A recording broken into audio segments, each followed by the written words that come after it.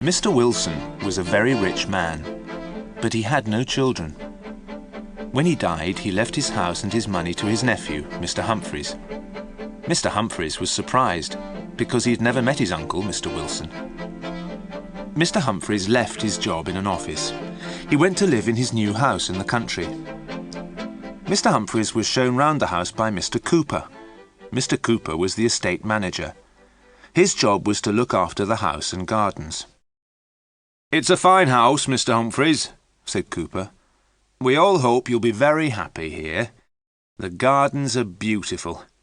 I hope you like gardens, Mr. Humphreys." "Yes, I do," said Humphreys. "Very much."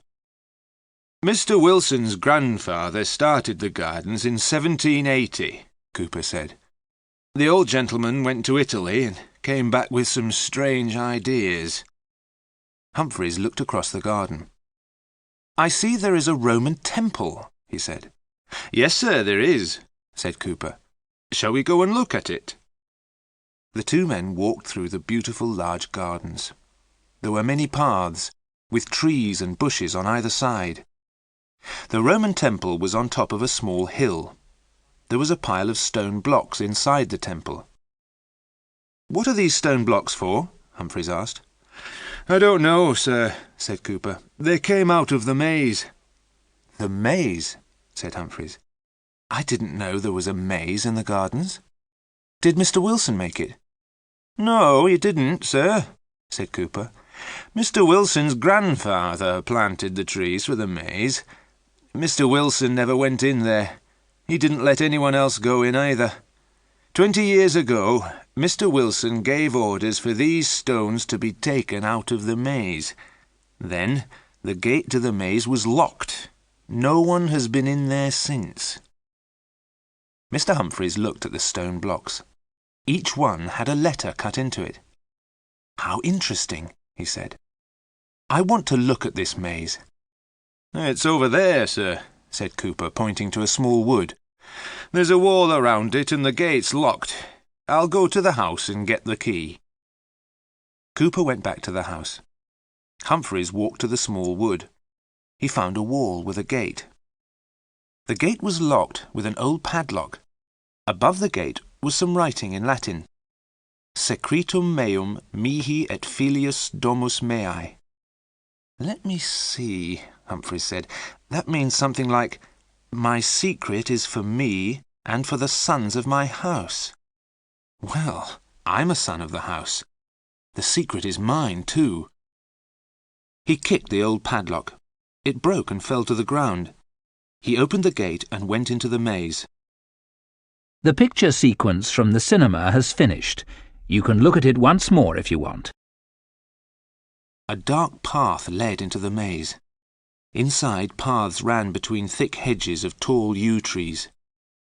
It was difficult to walk along the paths. The branches of the trees had grown across the paths. They almost blocked the way. Humphreys was the first person to walk in the maze for 20 years. He walked to the centre of the maze without getting lost. "This is too easy," he said to himself. "A maze is a puzzle. People always get lost in a maze." A stone column stood in the centre of the maze. It was about 4 feet high. On top of the column there was a metal globe. There were drawings and writing on the globe. It was dark and hot in the maze. There was no wind. There was a strange silence. Humphreys noticed that the birds had stopped singing. He turned to go. Then he heard something moving in the maze behind him. He looked around. He was suddenly afraid. He thought that someone was watching him. "Ah, there you are," said Cooper, coming round a corner. "I followed your footprints in the dead leaves. I see you didn't need the key." Humphreys was pleased to see Cooper. He thought he was going to see someone or something else. The two men walked back to the house. "Can you ask the gardeners to clear the paths?" said Humphreys. "Tell me, why did Mr. Wilson close the maze?" "I'm not sure, sir," Cooper replied. "Mr. Wilson didn't like his grandfather, old Mr. Wilson, the one who planted the maze. He burnt all his grandfather's books. Perhaps that is why he closed the maze. "What do you know about old Mr. Wilson?" Humphreys asked. "Not much, sir," said Cooper. "He's been dead for 50 years. No one knows where he's buried. He had an Italian servant. The Italian servant buried his master at night. He was buried somewhere here in the gardens, but the grave has never been found." "How very strange," said Humphreys. Mr. Humphreys went back to the house. A letter was waiting for him. Bentley Manor, the 14th of August, 1880. Dear Mr. Humphreys, you don't know me, but I am your neighbour. I am writing a book on English gardens. May I visit your garden? I am interested in the maze. I asked your uncle many times to let me see the maze, but he never let me see it. I hope you will let me see it. Also, I'd like to have a plan of the maze. I hope this is possible. Your neighbour, Lady Wardrop.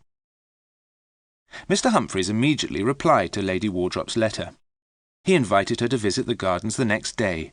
He promised to give her a plan of the maze. "I shall draw a plan tomorrow morning," he said to himself. The picture sequence from the cinema has finished. You can look at it once more if you want. He spent the evening in the library. There were thousands of books. He saw a very thin book on a high shelf. It was called The Secret of the Maze. He took the book to his bedroom. He wanted to read it before he fell asleep. He looked out of the bedroom window. There was a bright moon in the sky. The gardens were beautiful in the moonlight. White moonlight shone on the Roman temple. There was a red light in the maze. Something was burning. "Of course," Humphrey said to himself, "the gardeners cleared leaves from the paths of the maze this afternoon. They lit a fire to burn all the dead wood and leaves. The fire is still burning." There was one strange thing Mr. Humphreys did not like about the gardens. There was one yew tree, growing alone. It stood halfway between the maze and the house. "I haven't seen that tree before," Humphreys said. "It's in a strange place. I will tell the gardeners to cut it down." Then he started to read the small book called The Secret of the Maze. There was a story in the book about a maze. The story happened many, many years ago. The maze was in a strange land. At the centre of the maze there was a red jewel. The jewel was very valuable. Many men tried to find the jewel. Many men went into the maze, but no one ever came out again. One day, a traveller went into the maze. He saw the pathways clearly. The sun was shining. The traveller found the centre of the maze by the end of the day. The red jewel was at the centre of the maze. The jewel was the colour of fire. A voice spoke to the traveller. "You have learned the secret of the maze." A doorway opened to a beautiful garden. The voice said, "This is the garden of peace. You may go in, but you may never leave the garden again. Choose between the garden and the jewel. You cannot have both." The traveller wanted to be a rich man, so he took the jewel, and the garden disappeared. The traveller tried to find the path out of the maze, but he got lost. Night fell. The creatures of the night came out of the ground. They had no eyes, but they could smell the traveller.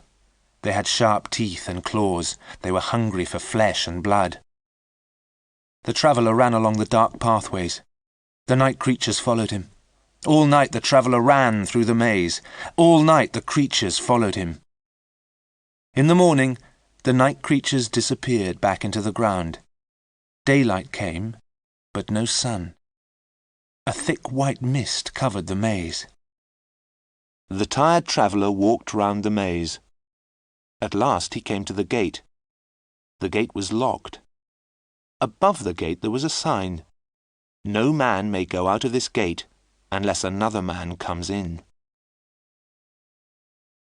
The traveller called through the gate to the people outside. "Come in and let me out. I know the secret of the maze. I have the jewel. Come in here and I will make you rich." But no one came. Humphreys put the book down and fell asleep.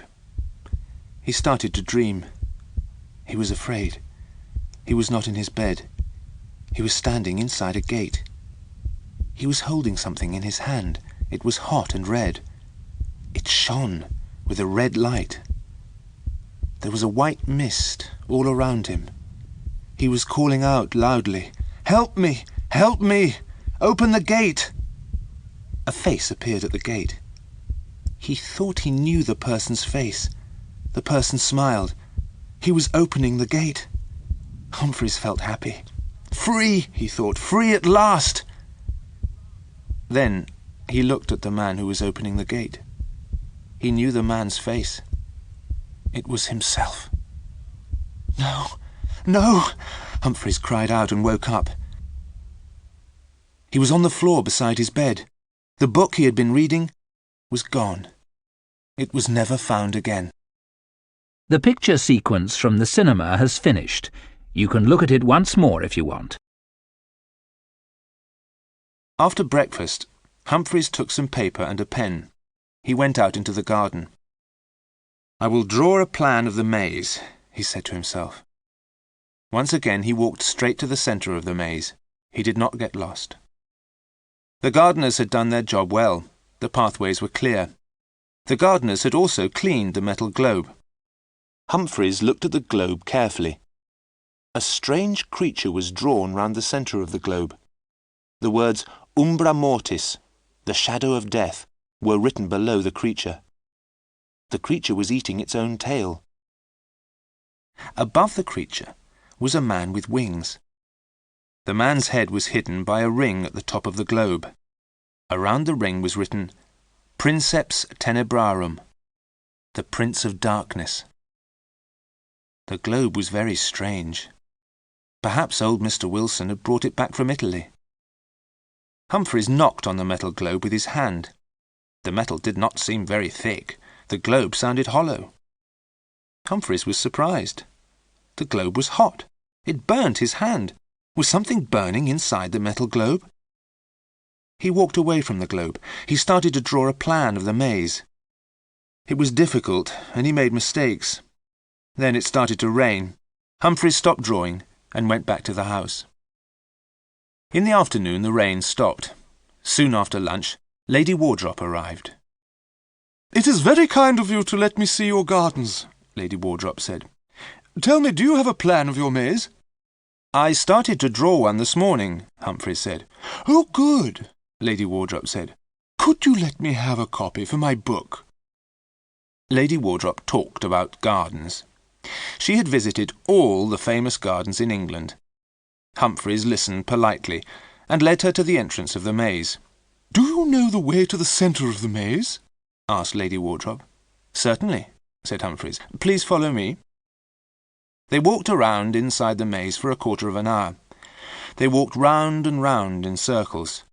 Mr. Humphreys could not find the centre of the maze. "I am very sorry, Lady Wardrop," he said. "I was sure I knew the way. I've walked to the centre twice before without making a mistake." Lady Wardrop was hot and red in the face. "I've seen many mazes," she said, "but not one like this. It makes me feel strange." "Why?" Humphreys asked. "Look," said Lady Wardrop, pointing to a tree. "Here's my handkerchief. We came along here 5 minutes ago. I put my handkerchief on a tree on the right-hand side of the path. Now we've come this way again, but my handkerchief is on the left-hand side." "That's because we've come from the other direction," Humphreys said. "I'm not so sure," Lady Wardrop said. "Also, have you noticed those holes in the ground? There is one on the left-hand side of each corner." "Those are probably where the stone blocks came from," said Humphreys. "We're near the gate. Shall we leave the maze and I'll show you the stone blocks?" He took Lady Wardrop to the Roman temple. He showed her the stone blocks. "Mr. Wilson took them out of the maze," he said. "Each block has a letter cut into it." That is probably the answer to the puzzle of the maze, said Lady Wardrop. Put the letters together and they will spell words. When the stones were in their holes, you followed the words to find the centre of the maze. But of course you had to know the words. That was the secret. Aha! Very simple, said Humphreys as they walked back to the house. I will let you have a plan of the maze very soon. Thank you very much, said Lady Wardrop. Use string. String? What do you mean? Humphreys asked. Tie a ball of string to the gate, said Lady Wardrop. Take the ball of string with you as you go through the maze. Then you can't get lost. What a good idea, said Humphreys. Humphreys went to bed early, but did not read. He did not want any more bad dreams. He looked out of the window. He remembered the yew tree growing near the house. But he was mistaken. There was no yew tree. He looked all around. The only yew tree he could see was outside the library. He had not seen it before. The picture sequence from the cinema has finished. You can look at it once more if you want. The next morning, he took paper and pencils and a ball of string into the gardens. He walked straight to the centre of the maze. How did I get lost yesterday? He asked himself. He tied the ball of string to the metal globe. Then he walked back to the gate carrying the ball of string. The string went from the centre of the maze to the entrance. Now it was easy to draw a plan, but it took him all day. He finished in the late afternoon and went back to the house for tea. There was a note from Lady Wardrop. The 16th of August. Dear Mr. Humphreys, thank you for showing me the maze. You won't forget to give me a plan, will you? Have you looked underneath the stone blocks? Have they got numbers on them? Yours sincerely, Lady Wardrop. Humphreys decided to look at the stone blocks again the next day. The evening was very hot. He opened all the windows. That yew tree outside the library window will have to be cut down, he thought. It shuts out the light, and the branches are growing everywhere. Some of them are coming into the room. He sat down and started to draw the plan of the maze. He worked until nearly midnight. From time to time, he looked at the window. He thought that there was someone outside. He felt someone was waiting to come in. But there was no one there. It was only the yew tree. He drew the last lines of his plan. As he finished, he saw a black mark on the paper in the centre of the plan. He looked at the mark. But it was not a mark on the paper. It was a hole. Humphreys saw the black hole becoming larger and larger. He looked down into the hole. There was something at the bottom of the hole. Something was coming up and up. Humphreys could not move. He looked at the thing that was coming nearer and nearer. It was grey and black. It was a ball with 2 holes for eyes. It came nearer, and Humphreys saw a face. It was a horribly burnt face. The thing reached out 2 black arms to pull Humphreys down into the hole. Humphreys screamed. He threw himself backwards. He tried to get away from the burnt face and arms. He cried out as he hit his head on the wall. Then everything went black. A doctor came to see Mr. Humphreys. Mr. Humphreys needs a long rest, the doctor told Mr. Cooper. He is speaking very strangely. He is talking about some stones in a Roman temple. He wants you to go and look at them. He wants to know if there are numbers on them. Mr. Humphreys wants to know if the letters on the blocks spell words. Also, he wants you to open the metal globe in the centre of the maze, the doctor went on. After that, he wants you to cut down the maze and burn the trees. Lady Wardrop came to the house when she heard of Mr. Humphrey's illness. The gardeners were busy cutting down the maze and burning the yew trees. Cooper came up to her and said, "Excuse me, Lady Wardrop, but we've got 2 strange things here. Shall I show them to Mr. Humphreys?" "Let me see them," said Lady Wardrop. The first thing was a broken metal globe. Inside the globe was the burnt body of a man. "We think it's the body of old Mr. Wilson," said Cooper. "We never found out where he was buried." The second thing which Cooper showed Lady Wardrop was a row of stone blocks. They were outside the Roman temple. "There was a number on the bottom of each block," said Cooper. "I put them in order. I'm afraid I don't know much Latin, Lady Wardrop. Can you tell us what it means?" The words on the blocks said, "Penetrans ad interiora mortis." "I think it means the path to the centre of death," said Lady Wardrop. The picture sequence from the cinema has finished. You can look at it once more if you want.